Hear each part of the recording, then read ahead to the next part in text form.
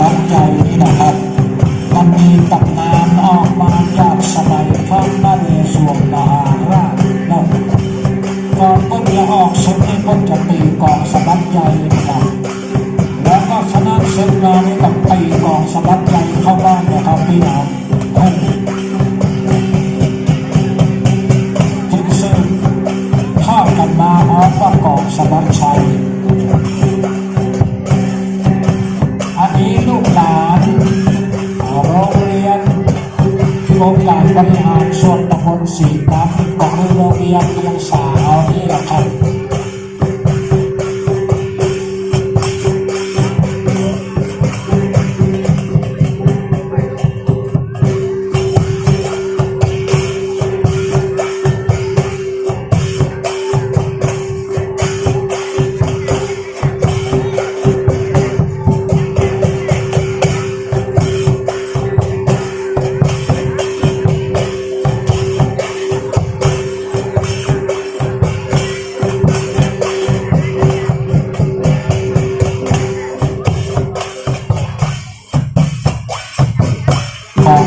ผู้สูงอายุมาดำรงทางเป็น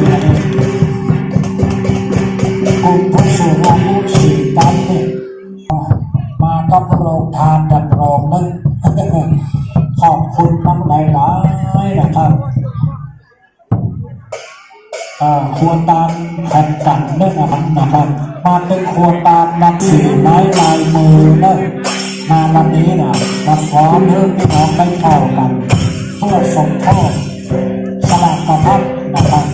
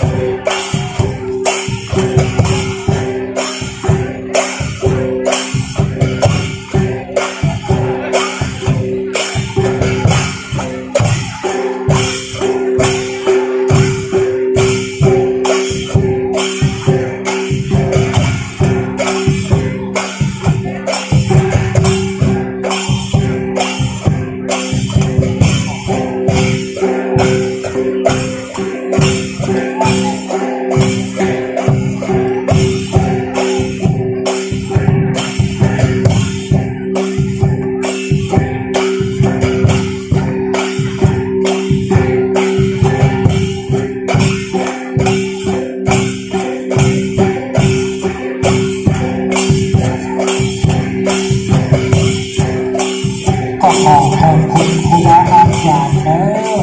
ด้ถ่ายทอดศิลปะในการติดกลองสบัดใจเพื่อแก่ลูกศิษย์ลูกหาและลูกหลานนะครับเพื่อจะได้สืบทอดการศิลปะการได้รำวันนี้บอกให้สูญหายไปจบประกาศ